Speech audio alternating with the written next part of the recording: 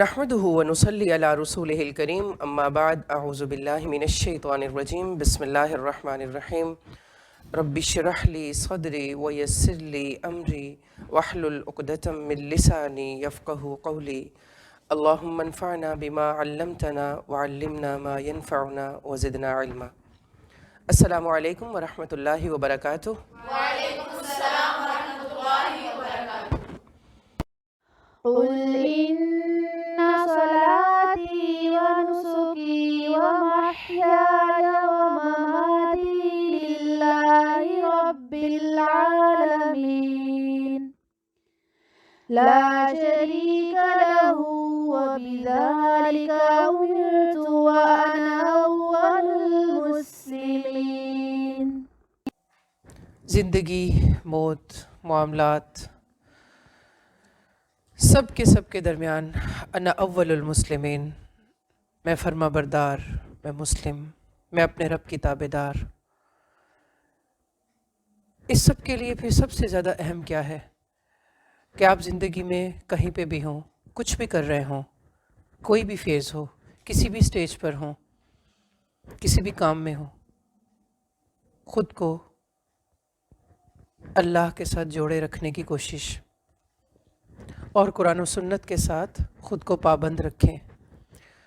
چاہے ہم زندگی میں کسی بھی جگہ، کسی بھی مقام پر پہنچ جائیں، ہماری صبح و شام کیسی ہیں، ہماری صبحیں کیسی ہیں، صبح سے شام تک ہماری روٹین کیسی ہے، ہمارے دن کیسے ہیں، ہماری راتیں کیسے ہیں، اور دن اور رات میں لیے گئے ہمارے فیصلے کیسے ہیں، ہمارے امور کیسے ہیں، ان کے درمیان ہماری نیتیں کیا ہیں، ہمارے اخلاص کی حالتیں کیا ہیں، ان سب میں ہماری تھکاوٹیں اور ہماری محنتوں کے رخ کیا ہیں.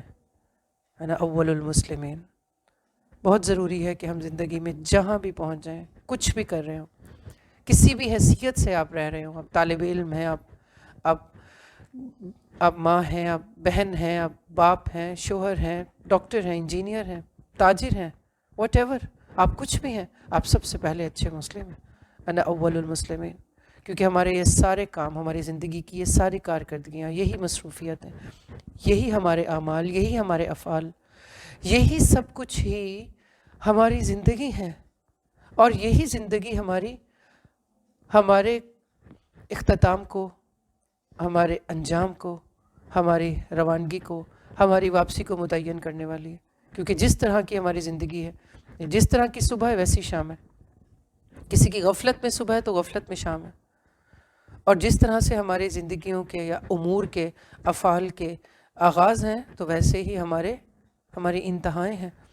تو اچھی موت کے لیے، اچھے انجام کے لیے، اچھی روانگی کے لیے ضروری ہے کہ ہماری زندگی میں ہی، ہمارے کاموں میں، ہماری عادات میں آغاز بھی اچھے ہوں. انما الاعمال بالنیات، جیسے ہم یہ پڑھتے ہیں، ہمیں کہا جاتا ہے، رسول صلی اللہ علیہ وسلم کی حدیث ہے، بالکل اسی طرح انما الاعمال بالخواتیم، کہ جو اعمال ہیں وہ اپنے خاتمے کے ساتھ جڑے ہوئے ہیں. یعنی آخری عمل انسان کا وہ بہت امپورٹنٹ ہے. اور آپ نے ایسے بہت سارے مشاہدات دیکھے بھی ہوں گے، سنے بھی ہوں گے کہ جو انسان جس طرح سے، جس لیول پر جی رہا ہوتا ہے، وہ اپنی واپسی کے وقت، اپنے انجام میں، اپنی آخرت میں اسی طرح سے ہی انہی حالتوں میں بدل رہا ہوتا ہے. آپ نے دیکھا ہوگا جیسا بچپن ہے ویسی جوانی، اور جیسی جوانی ہے ویسا بڑھاپا ہے. تو یہ ساری زندگی ایک طرف، تو ایک دم موت کے وقت پہ کچھ چینج تو نہیں ہو جانا. جو عادتیں ہم نے بچپن میں پالیں، جن پہ ہم نے اپنی جوانیاں گزاریں، کھپا دیں، اور پھر جیسے آپ نے دیکھا ہوگا جو لوگ جوانی میں ہنس مکھ ہوتے ہیں وہ بڑھاپے میں بھی ہنس مکھ رہتے ہیں. لیکن جو جوانی میں ہی اپنے اخلاق سے عاری ہوتے ہیں ان کے بڑھاپے بہت مشکل ہو جاتے ہیں، ارد گرد والوں پہ وہ بھاری ہو جاتے ہیں. برداشت کرنا ان کو آپس میں اپنے ہی لوگوں کے درمیان کتنا مشکل ہو جاتا ہے. تو واپسی کے وقت پہ، روانگی کے وقت پہ، موت کے وقت پہ، موت کی تکلیف میں، نزع کے عالم میں، خاتمے کے اوقات میں ایک دم تو کچھ نہیں چینج ہونے والا. تو بہت ضروری ہے کہ ہم اپنا جینا مرنا اگر اللہ کے لیے خالص کرنا چاہتے ہیں تو اللہ کے لیے خالص کا مطلب یہ ہے کہ ہم اللہ کی رضا کے مطابق چل رہے ہیں. پھر ہم جس سٹیج پر بھی ہیں، ہم زندگی میں کسی بھی فیز سے گزر رہے ہیں، ہم تنہا ہیں یا ہمارے ساتھ ہجوم ہے، ہم اکیلے ہیں یا پھر بہت کچھ ہمارے پاس ہے، ہم سب سے پہلے، سب سے اول، سب سے زیادہ، سب سے اشد اپنے رب کے ساتھ جڑے ہوئے ہوں. اس کے لیے ضروری ہے کہ آپ قرآن و سنت کے ساتھ اور اس ماحول کے ساتھ اور اس تعلیم کے ساتھ اپنا رشتہ جوڑے رکھیں، چاہے زندگی آپ کو کہیں بھی لے جائے. اپنے درخت کو پانی دیتے رہیں تاکہ آپ کو سایہ اور پھل دیتا رہے. آپ کے ایمان کا درخت تر و تازہ رہے، آپ اس کے پھل کھاتے رہیں. ورنہ اگر آپ اس کو فیض یاب کرنا چھوڑ دیں گے، اس کی زرخیزی ختم ہو جائے گی تو ایمان خشک ہو جائے گا. ہمیں ایسا ماحول، ایسی کمپنی، ایسے رشتے، ایسے دروس، ایسے استاد، ایسے دوست، ایسے ماحول، یہ سب ہماری ضرورت ہے. جیسے ہمارا اس بات پر یقین ہے کہ انسان اگر جسمانی خوراک کا اہتمام کرنا چھوڑ دے تو اس کو ڈیفیشنسیز ہو جاتی ہیں نا. ڈاکٹرز کہتے ہیں آپ کا ایچ بی کم ہو گیا، یا پھر آپ اپنی ڈائٹ کا خیال کریں. ایسے ہی ہماری روحانی غذا کے لیے، ہمارے ایمان کی حفاظت کے لیے، ہمارے ایمان کی زریابی کے لیے، ہمارے ایمان کی خوشحالی کے لیے ضروری ہے کہ ہم اس کی خوراک کا بھی اہتمام ہر حال، ہر موقع، زندگی کے ہر فیز میں مینٹین رکھیں. نہیں جتنا ہمیں یہ کہیں پہ جاتے وقت فکر ہوتی ہے کہ ہمارے کھانے پینے کی، ہماری باقی ساری چیزوں کا اہتمام ہمارے ساتھ ہے، ہم وہاں پہ جا کے کس طرح سے جئیں گے، صبح و شام کیسے کریں گے، ریسورسز ہمارے پاس کیا ہوں گے. بالکل اسی طرح زندگی کے ہر بدلاؤ، ہر چینج میں ہم اپنے ساتھ یہ کمٹمنٹ رکھیں کہ ہم نے اس چشمے کو سوکھنے نہیں دینا، اس تالاب کو جاری رہنا ہے. کیونکہ اس چشمے کے ساتھ ہی ہمارے ایمان کی، ہمارے اخلاق کی، ہماری اچھی عادات کی، ہماری اللہ کی محبت اور ایمان کی ایک فیضیابی اور اس کی خوشحالی، اس کے لیے ضروری ہے کہ ہم اس کی خوراک مہیا کرتے رہیں. اس کے بغیر جیسے انسان کا جسم سوکھ جاتا ہے، وہ سوکھا ہوا نظر آتا ہے نا، تو کسی کا اخلاق سوکھ جاتا ہے، ایمان سوکھ جاتا ہے تو بھی فیل آتی ہے مختلف طریقوں سے. خوش اخلاقی سے، آپ کو کسی کی اچھی انداز سے، پازیٹیو تھنکنگ سے، خیر بانٹنے سے، بے ضرر ہونے سے آپ کو اس کے ایمان کی خوشحالی کا پتہ چلتا ہے کہ فیض یاب ہے، خوش اخلاق ہے. تو یہ ضروری ہے کہ ہم اپنی زندگی میں ہی اپنی موت کی اچھائی یا موت کی آسانی یا واپسی کی جو اچھی حالت ہے جس کے لیے ہم دعائیں کرتے ہیں، اس کی بھی فکر انہی دنوں میں، انہی صبح و شام میں ہمیں کرنی ہے. ہماری صبحیں کیسی ہیں، ہماری شامیں کیسی ہیں، ہمارے دن کیسے ہیں تو ہمارے ہفتے کیسے ہیں. ان کے درمیان ہونے والے ہمارے امور اور ان کی نیتیں اور ان کے اخلاص، ان کی محنتیں، پھر ہماری تھکاوٹیں اور ان کے انجام، یہی ہمارا انجام متعین کرتے ہیں، یہی ہماری واپسی کے رنگ ڈالتے ہیں. یا ایھا النفس المطمئنہ ارجعی الی ربک، جو اپنی صبح سے راضی نہیں، جو اپنی شام سے راضی نہیں، جو اپنے دن سے راضی نہیں، جو اپنے ہفتے سے راضی نہیں، جو اپنے سال سے راضی نہیں، وہ اپنی زندگی سے راضی نہیں، وہ اپنی موت سے کیسے راضی؟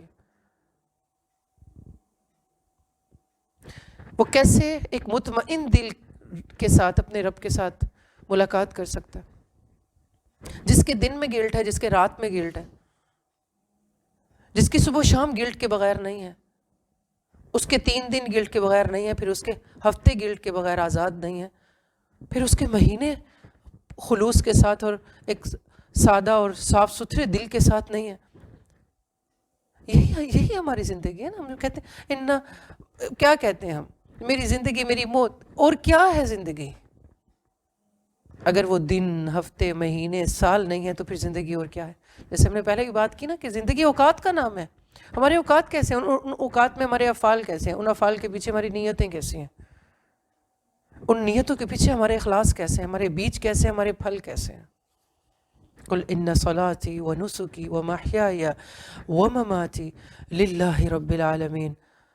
اور یہ سب کچھ توحید کو درست ہوئے بغیر نہیں ہو سکتا. لا شریک لہ وبذالک امرت. تو جب تک ہم سب سے زیادہ شدید، سب سے زیادہ کنسرن، سب سے زیادہ ٹچی، سب سے زیادہ سینٹی اپنے اس کام کے لیے نہیں ہو سکتے، تب تک ہم یہ دعویٰ نہیں کر سکتے، اور تب تک ہمارے یہ خواب پورے نہیں ہو سکتے. یعنی صرف امیدوں، باتوں اور دعاؤں سے کام نہیں چلے گا. جیسے علامہ اقبال نے کہا تھا نا کہ کس لیے میں نمازی، بتائے کوئی؟ پڑھتے ہیں علامہ اقبال کو؟ میری زندگی کا مقصد تیرے دین کی سرفرازی، میں اسی لیے مسلمان، میں اسی لیے نمازی۔ ہمارے مسلمان ہونے کا، ہمارے نماز پڑھنے کا، رب کے آگے پیشانی کو جھکا دینے کا، سجدے میں اپنے سر کو زمین پہ رگڑ دینے کا، یہ فلسفہ پیچھے کیا ہے؟ کہ میرا دل، میرا دماغ تیری رضا کے آگے جھکا ہوا ہے، تیری خوشنودی کے آگے جھکا ہوا ہے۔ اور جب کبھی بھی زندگی میں سوسائٹی یا رواج یا لوگ آمنے سامنے اور تیری رضا کبھی آمنے سامنے آئیں گے تو ان دونوں میں سے میں کس کو چوز کروں گا؟ تیری رضا کو، تیری خوشنودی کو۔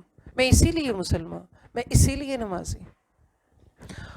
اور اگر ہم چاہتے ہیں کہ ہماری واپسی خیر و عافیت سے ہو، خاتمہ اچھا اور خوبصورت ہو، جیسے ہر مسلمان کی یہ خواہش ہے، ہم سب کہتے ہیں سجدے میں سر ہو اور اللہ بلا لے، اور پھر وہاں دفن کیے جائیں، اور پھر ایسے اور ایسے۔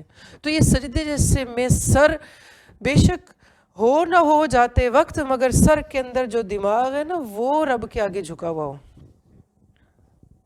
اور دل رب کے آگے جھکا ہوا ہو۔ رسول اللہ صلی اللہ علیہ وسلم کا سجدے میں واپسی نہیں ہوئی، آپ کی بستر پہ ہوئی، لیکن آپ نے ساری عمر اپنے دل اور اپنے دماغ کو اپنے رب کی خوشنودی کے آگے سجدے میں ہی رکھا، تبھی حسن خاتمہ ہے۔ آپ کے بارے میں ہمیں کیا پتہ چلتا ہے؟ کہ آپ نے ساری عمر ناٹ اے سنگل ٹائم، ایک مرتبہ بھی اپنی ذات کے لیے کسی کو کچھ نہیں کہا، ایک مرتبہ بھی اپنی ذات کے لیے کسی سے بدلہ نہیں لیا۔ محیائی و مماتی للہ۔ تو جب تک ہم دعائیں صرف کرتے رہیں گے اور اپنے حسن خاتمہ کی تیاری زندگی میں ہی شروع نہیں کر دیں گے، تب تک ہم صرف امید لگا سکتے ہیں، کوشش کے بغیر دعا بھی قابل قبول نہیں ہے۔ تو اس کوشش کی توفیق بھی اللہ سے مانگنی چاہیے، کیونکہ ہم سب جانتے ہیں کہ بے شک ہم جتنی ہی کامیاب زندگیاں گزار لیں، بہرحال موت برحق ہے، وہ تو آنی ہے۔ خوش نصیب وہ ہے جس کو ایمان کی حالت میں موت آ جائے، اس حالت میں آئے کہ اس کا ایمان شرک سے آزاد ہو، توحید پہ قائم ہو، وہ اپنے رب کی رضا میں حامی ہو، وہ اپنے رب کی رضا میں راضی ہو۔ اور موت کی سختیوں پر صبر کرنا ایمان والوں کی نشانی ہے۔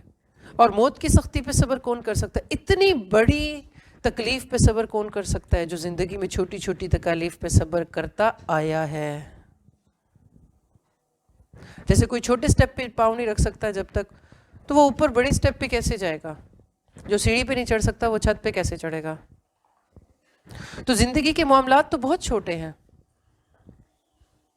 موت کی سختی ایسی سختی ہے، جیسے ہم نے لاسٹ لیکچر میں بھی سنا کہ رسول اللہ صلی اللہ علیہ وسلم نے فرمایا کہ موت کی سختیاں ہیں، اور ایسی کہ جس سے انبیاء بھی مبرہ نہیں ہیں۔ تو جب ہم زندگی میں انہی دن رات میں، انہی اوقات میں صبر اور حوصلے کے ساتھ اللہ کی طرف سے آئی ہوئی آزمائشوں اور تکالیف پر صبر کا مظاہرہ نہیں کریں گے تو موت کی سختی پر کیسے صبر کر سکتے ہیں؟ اور اس پہ خوش گمان اپنے رب سے رہنے کے لیے کیا ضروری ہے کہ انسان ایک مسلمان کی زندگی بھر اس کا مشن کیا ہو کہ میں نے اپنے اللہ رب العزت کی خوشنودی میں اپنی رضا ڈھونڈنی ہے۔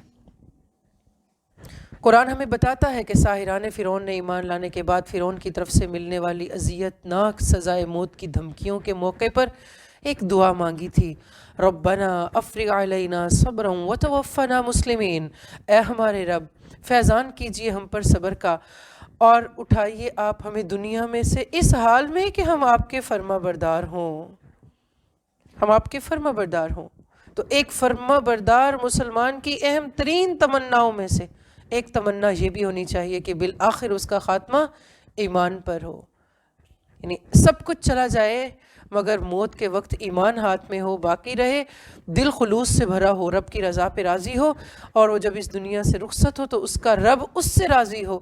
یہ بات صرف تمنا کی حد تک نہیں ہے بلکہ اس کے لیے دعا بھی ہے، اور صرف دعا ہی نہیں بلکہ اچھی باعمل زندگی گزارنے کی کوشش بھی ہے۔ ان صلاتی و نسکی و محیای و مماتی للہ، کیونکہ حسن خاتمہ کی بنیاد احسن عمل ہے، اور آسن عمل اس علم سے وجود میں آتا ہے جو تمام علوم کا سرچشمہ ہے، یعنی علم قرآن، قرآن کا علم۔ اچھا عمل آپ کر نہیں سکتے جب تک آپ اپنے رب کو پہچانتے نہیں ہیں۔ رب کو پہچاننے کے لیے آپ کو اس سے بات کرنی ہے، اور اس کی بات کیا ہے؟ کلام اللہ ہے، قرآن ہے، اس کو سمجھنا ہے۔ تو قرآن کا علم ہی انسان کو مسلمان اور پھر بندہ مومن بناتا ہے۔ نیز اس علم سے حقوق اللہ اور حقوق العباد کی پہچان ہوتی ہے۔ انسان کو سمجھ آتی ہے کہ دن رات میں اس نے اپنے آس پاس کے لوگوں اور رشتوں کے ساتھ کس طرح سے معاملہ کرنا ہے، احکامات کا پتہ چلتا ہے، فرائض اور ذمہ داریوں کی خبر ہوتی ہے۔ اور یوں جب وہ عمل کی دنیا میں قدم رکھتا ہے تو وہ اپنے اعمال، اقوال، افعال کو آن کرتا ہے۔ وہ ایک لاپرواہ، ضدی یا اکھڑ مزاج نہیں ہے، بلکہ وہ ہر معاملے میں اللہ کی رضا اور مکمل فرما برداری کو پیش نظر رکھتا ہے۔ تبھی وہ دنیا و آخرت میں سرخرو ہوتا ہے، اور در حقیقت یہی حسن خاتمہ ہے۔ پھر یاد رکھیے کہ خوف اور امید ایک ساتھ دونوں چیزیں ہیں۔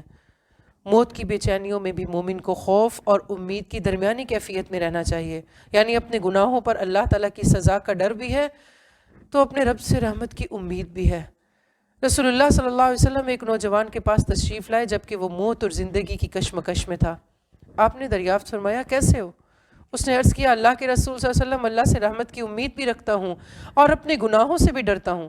آپ صلی اللہ علیہ وسلم نے ارشاد فرمایا، ایسے موقع پر کسی بندے کے دل میں جب یہ دونوں چیزیں پیدا ہو جائیں تو اللہ سے اس کی امید، اللہ تعالیٰ اسے اس کی امید کے مطابق دے دیتا ہے، اور جس بات کا اسے اندیشہ ہو اس سے محفوظ کر دیتا ہے۔ گویا اللہ سبحانہ و تعالیٰ سے رحمت کی امید رکھنا اس کی محبت کی نشانی ہے، اور گناہوں کا احساس، ان پر شرمندگی اور پھر سزا کا ڈر اس کی ذات اعلیٰ سے خشیت کو بڑھا دیتا ہے۔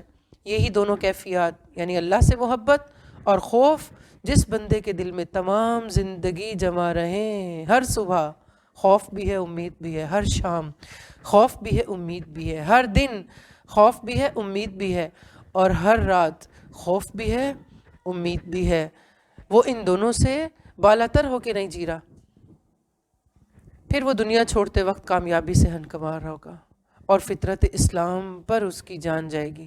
اس نعمت کے حصول کے لیے دعا بھی کرنی چاہیے۔ ایک مرتبہ رسول اللہ صلی اللہ علیہ وسلم نے برا بن عازب سے فرمایا تھا کہ سوتے وقت باوضو اور دائیں پہلو پر لیٹتے ہوئے اس دعا کو پڑھا کرو، اور فرمایا اگر تم اس حالت میں وفات پا گئے تو تمہارا خاتمہ فطرت اسلام پر ہوگا۔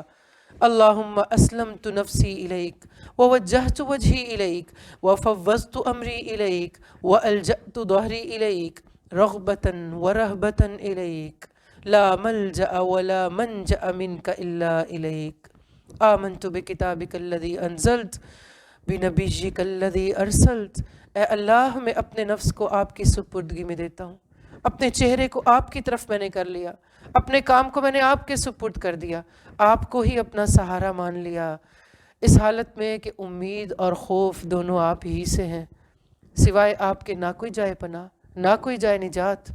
میں آپ کی کتاب پر ایمان لایا جو آپ نے اتاری، اور آپ کے نبی صلی اللہ علیہ وسلم پر ایمان لایا جن کو آپ نے بھیجا۔ جب ہم یہ بات جان گئے، جب ہمیں پتہ چل گیا کہ نہ کوئی جائے پناہ ہے اور نہ کوئی جائے نجات ہے، اور اس کے علاوہ کوئی پناہ دے نہیں سکتا، اس کے علاوہ کوئی نجات دے نہیں سکتا، پھر انسان نجات کے لیے کہاں بھاگے گا؟ کس طرف اس کو رخ کرنا چاہیے؟ کہاں امیدیں لگانی چاہیے؟ کہاں اس کو اپنا سارا کا سارا محنتوں کا، تھکاوٹوں کا، اخلاص کا منبع کس کو بنا لینا چاہیے؟ اور یاد رکھیے کہ جب انسان صرف اور صرف اللہ رب العزت کے لیے اپنی ان ساری چیزوں کو خالص کر لیتا ہے تو پھر اللہ تعالیٰ بھی ایسے شخص کی ملاقات کا شوق رکھتے ہیں، اور اللہ سے ملاقات موت کے بغیر ممکن نہیں، اور یہ موت سختیوں والی ہے۔ ہمیں یہ بات یاد رکھنی چاہیے، موت کی سختیاں ہیں، اور یہ سختیاں بعض اوقات کسی انسان پر طویل بھی ہو جاتی ہیں۔ بسا اوقات جان کنی کی تکلیف کسی انسان پر بہت طویل ہو جاتی ہے۔ اس موقع پر نہ صرف قریب المرگ خود کرب اور بے چینی اور پریشانی میں ہوتا ہے، بلکہ اس کے ساتھ ساتھ اس کے عزیز و اقارب بھی اس کی یہ حالت دیکھ کر اذیت اور بے بسی محسوس کر رہے ہوتے ہیں۔ ایسی صورت میں کیا کرنا چاہیے؟ ہم مسلمانوں کو اس بات کا علم ہونا چاہیے، سب سے پہلے تو آسان موت کے لیے دعا کریں۔ انسان کو زندگی میں بھی ساری عمر دعا کی ضرورت رہتی ہے۔ ہم ارد گرد والوں سے بھی دعاؤں کے لیے کہتے رہتے ہیں کہ آپ ہمیں دعاؤں میں یاد رکھیے گا اور آپ ہمارے لیے دعا کیجیے، لیکن بہت اچھا ہے کہ ایسے اعمال کیجیے کہ لوگ آپ کے لیے دل سے دعا کریں اور فرشتے بھی آپ کے لیے دعا گو ہوں۔ تو مرنے کے قریب بھی مسلمان اپنی جان اور اپنا تمام معاملہ اللہ کے سپرد کرتے ہوئے دعاؤں اور معوذات کے ذریعے حفاظت، مدد اور اگلی نئی دنیا میں داخل ہونے سے پہلے اللہ سے اس کا فضل طلب کر سکتا ہے۔ مانگتے رہنا چاہیے، رب اغفر ورحم وانت خیر الراحمین، اے میرے رب بخش دینا، رحم کر دینا، آپ ہی بخشنے میں بہترین ہیں۔ رسول اللہ صلی اللہ علیہ وسلم مانگا کرتے تھے اللہم اعنی علی غمرات الموت وسکرات الموت، اے اللہ موت کی سختیوں اور بے ہوشیوں پر میری مدد کرنا۔ اے اللہ، اللہم اغفر لی ذنبی کلہ دکہ وجلہ واولہ وآخرہ وعلانیتہ وسرہ، اے اللہ میرے تمام گناہ بخش دے، چھوٹے بڑے اگلے پچھلے کھلے چھپے سب کے سب، کیونکہ اللہ سے کچھ چھپا نہیں، اللہ سے کچھ دور نہیں۔ اللہم انی اسألک من فضلک، اے اللہ میں آپ سے آپ کے فضل کا سوال کرتا ہوں۔ یہ وہ موقع ہے جب اللہ تعالیٰ سے سب سے زیادہ استغفار اور فضل طلب کرنے کی ضرورت ہوتی ہے۔ رسول اللہ صلی اللہ علیہ وسلم فرماتے ہیں کسی شخص کو اس کا عمل جنت میں نہیں لے جائے گا۔ بہت امپورٹنٹ بات ہے، اس حدیث میں ہمارے لیے بہت بڑا سبق ہے۔ کسی شخص کو بھی اس کا عمل جنت میں نہیں لے جائے گا۔ لوگوں نے عرض کیا اللہ کے رسول اور آپ کے اعمال بھی؟ فرمایا ہاں میرے اعمال بھی مجھ کو جنت میں نہیں لے جانے کے، مگر یہ کہ اللہ اپنا فضل اور اپنی رحمت کرے۔ اللہ اکبر۔ لہٰذا جو اعمال کرو اخلاص کے ساتھ کرو، دکھاوے کے لیے نہ کرو، اعتدال کے ساتھ محنت کرو، اور جب صرف اللہ رب العزت کے لیے آپ کر رہے ہوتے ہیں کچھ بھی تو پھر آپ خود بخود معتدل ہو جاتے ہیں۔ اور کوئی تم میں سے موت کی آرزو نہ کرے، کیونکہ اگر وہ نیک ہے تو زندہ رہنے میں اس کا فائدہ ہے، یعنی مزید نیکیاں کر لے گا، اور اگر بد ہے تو بھی زندہ رہنے میں امید ہے کہ شاید اللہ کی بارگاہ میں توبہ کر لے، کبھی اس کا دل پلٹ آئے، کبھی یہ معافی مانگ لے، جانے سے پہلے پہلے اپنا معاملہ اللہ کے ہاں سے،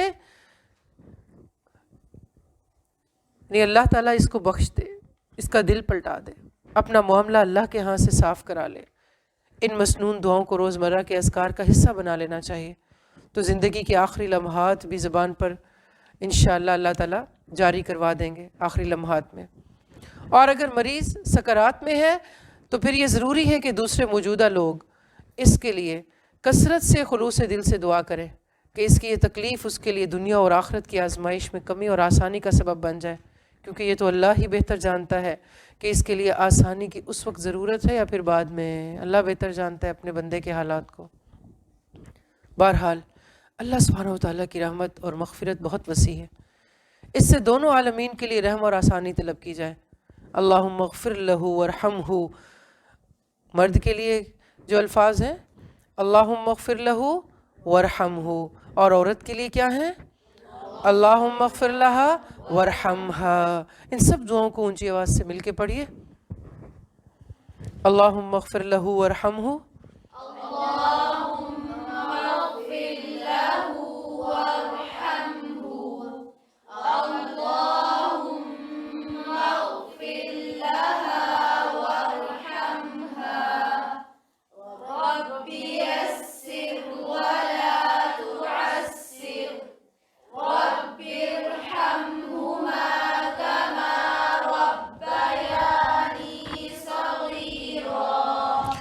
اے اللہ اس مرد یا عورت کو بخش دے، اس پر رحم کر دے، اے پروردگار آسانی کر دے، مشکل سے ان کو نکال دے۔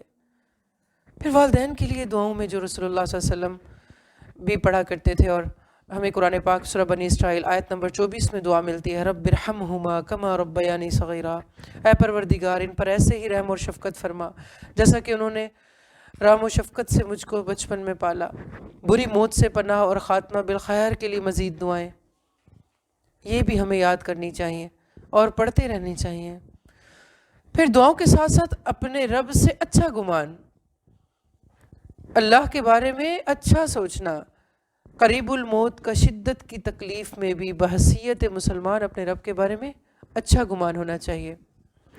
رسول اللہ صلی اللہ علیہ وسلم نے فرمایا تم میں سے ہر ایک کو اس حالت میں موت آئے کہ وہ اللہ عز و جل کے ساتھ اچھا گمان رکھتا ہو، اللہ عز و جل کے سامنے اچھا گمان رکھتا ہو، اسے اپنے رب سے اچھا گمان ہو۔ پھر اس معاملے میں قریب المرگ جو عزیز و اقارب اس کے آس پاس ہیں وہ بھی مدد کر سکتے ہیں، جیسا کہ صحابہ کرام کا طریقہ تھا کہ جیسے سیدنا عمر، عثمان اور ابن مسعود اور انس رضی اللہ عنہم اجمعین اور دیگر صحابہ کرام رضی اللہ عنہم اس بات کو پسند کرتے تھے کہ وفات کے وقت بندے کو اس کے نیک اعمال یاد دلائے جائیں تاکہ وہ اپنے رب کے متعلق حسن ظن رکھے، اسے اچھی اس کی کارکردگی اس کے سامنے لائی جائے۔ سیدہ عائشہ سے مروی ہے کہ رسول اللہ صلی اللہ علیہ وسلم نے ارشاد فرمایا جو شخص اللہ سے ملاقات کو پسند کرتا ہے اللہ بھی اس سے ملنا چاہتا ہے، اور جو شخص اللہ سے ملاقات کو ناپسند کرتا ہے اللہ بھی اس سے ملاقات کو ناپسند کرتا ہے۔ اور پھر صحابہ کرام نے عرض کیا یا رسول اللہ، اللہ تعالیٰ سے ملاقات کے ساتھ تو موت سے ملنے کی کراہت بھی آ جاتی ہے، اور موت کو ہم سبھی برا جانتے ہیں، یعنی مشکل لگتا ہے نا مرنا، اور ساتھ ساتھ یہ کہ تکلیف اور دنیا سے واپسی۔ آپ نے کیا فرمایا؟ نہیں، یہ صرف موت کے وقت ہے، جب مرتے وقت کسی شخص کو اللہ تعالیٰ سے یعنی اللہ تعالیٰ کی مغفرت اور اس کی رحمت کی خوشخبری مل جاتی ہے، اس کو دی جاتی ہے، تو وہ اللہ سے ملنا چاہتا ہے، اور اللہ بھی اس سے ملاقات کو ناپسند، یعنی جو اللہ سے ملنا چاہتا ہے پھر اللہ تعالیٰ بھی اس سے ملاقات کو پسند فرمانے لگتے ہیں، اور جب اسے اللہ کے عذاب کی خبر دی جاتی ہے تو وہ شخص اللہ سے ملاقات کو ناپسند کرتا ہے، تو پھر کیا ہوتا ہے کہ اللہ تعالیٰ بھی اس شخص سے ملاقات کو ناپسند فرماتے ہیں۔ یہ سنن نسائی کی حدیث ہے۔ گویا اللہ سے ملاقات کو پسند کرنے کے لیے ہمیں چاہیے کہ ہم اپنے اعمال ابھی سے درست رکھیں، صبح و شام توبہ پہ نظر رکھیں، اپنے دل، اپنے دماغ، اپنے معاملات، اپنے لین دین، اپنی ساری چیزیں ابھی سے اپنے رب کے ساتھ معاملات سیٹ کر لیں، تاکہ جاتے وقت کیا ہو کہ ہمیں اس بات کا احساس ہو کہ ہم اپنے رب کے سامنے جا رہے ہیں تو دل کی خوشی سے جائیں۔ اسی لیے جب موت کی سختی سے بینائی ختم ہونے لگے اور سینے میں سانس اٹکنے لگے اور بدن کے رونگٹے کھڑے ہونے لگے تو اس وقت مسلمان کو ملاقات کا تصور کر کے خوشی ہوتی ہے، جبکہ کافر غمگین اور ملول ہوتا ہے، کیونکہ اس کو پتہ چل رہا ہوتا ہے میں واپس جا رہا ہوں، میری واپسی ہے۔ عبداللہ بن عمر کہتے ہیں کہ رسول اللہ صلی اللہ علیہ وسلم فرماتے ہیں موت مومن کے لیے ایک تحفہ ہے۔ موت مومن کے لیے کیا ہے؟ تحفہ ہے۔ پھر اسی طرح رسول اللہ صلی اللہ علیہ وسلم کیا فرماتے ہیں؟ دنیا مومن کے لیے قید خانہ ہے اور کافر کے لیے جنت ہے۔ مومن کے لیے کیا ہے؟ قید خانہ، اور کافر کے لیے جنت ہے۔ تو اس قید خانے کو جنت بنانے کی کوشش کرنے کے بجائے اپنی اگلی جنت کو محفوظ کرنے والے اعمال کی فکر کرنی چاہیے۔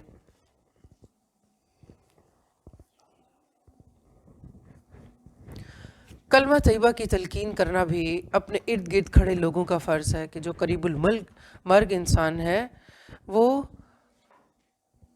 ایسے لوگوں کے ارد گرد ہو جو اس کو موت کے وقت کلمہ طیبہ کی تلقین کریں۔ اگر اندازہ ہو جائے کہ قریب المرگ اس حالت نزا میں سن سکتا ہے تو اس کے پاس حسرت اور مایوسی کی باتیں کرنے کے بجائے ایسی باتیں کی جائیں جو اس کے حق میں فائدہ مند ثابت ہوں، جیسا کہ حدیث پاک میں ہے جب تم کسی مریض یا مرنے والے کے پاس موجود ہو تو صرف اچھی باتیں کرو، کیونکہ فرشتے تمہاری بات پر آمین کہتے ہیں، اور یہ بات ہر مسلمان کے عقیدے کا لازمی حصہ ہونی چاہیے کہ سب سے اچھی اور افضل بات کلمہ توحید یعنی کلمہ طیبہ ہے۔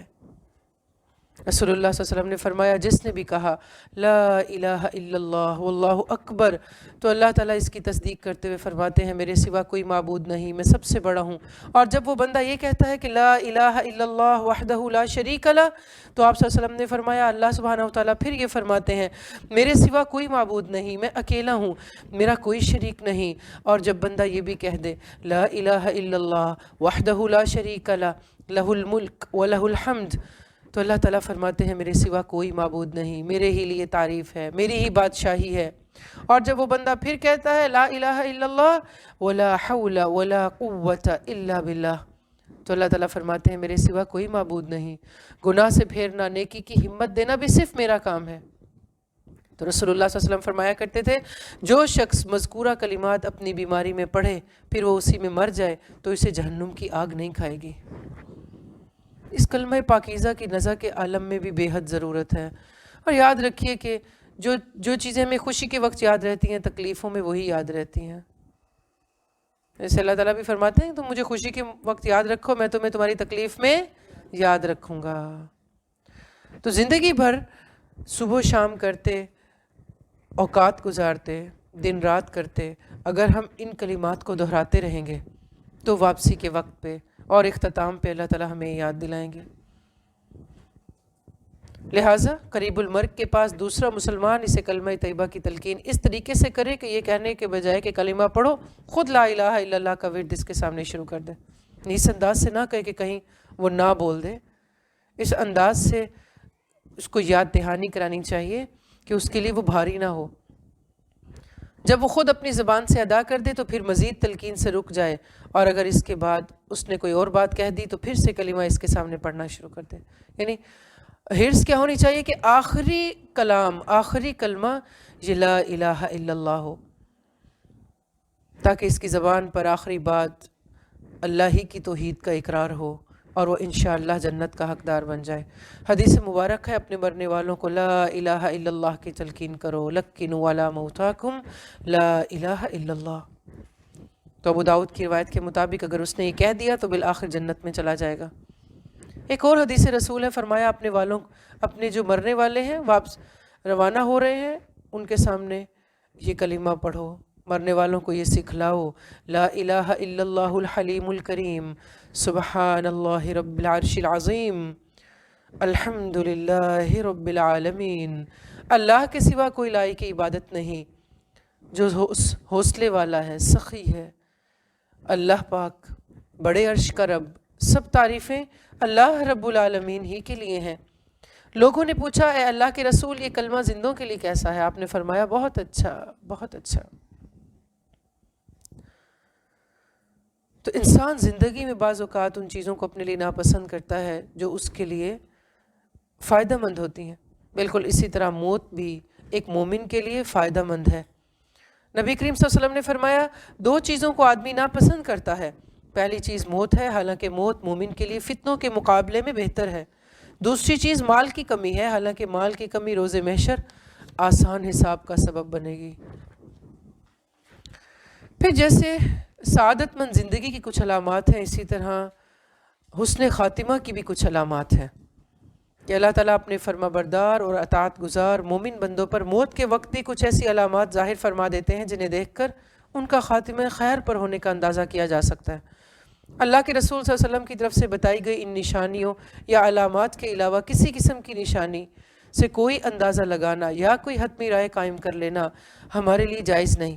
جیسا کہ پہلے بھی ذکر ہوا کلمے کی فضیلت مرتے دم تک ہے، تو معاذ بن جبل کہتے ہیں رسول اللہ صلی اللہ علیہ وسلم نے فرمایا مرتے وقت جس کی زبان پر آخری الفاظ یہ ہوں گے لا الہ الا اللہ، وہ جنت میں داخل ہو جائے گا۔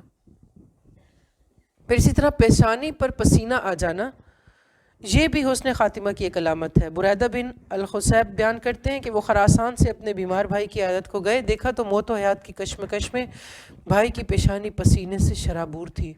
انہوں نے کہا اللہ اکبر، میں نے رسول صلی اللہ علیہ وسلم کو یہ فرماتے ہوئے سنا موت کے وقت مومن کی پیشانی پر پسینہ ہوتا ہے۔ پھر جمعے کی رات یا جمعے کے دن موت آ جانا۔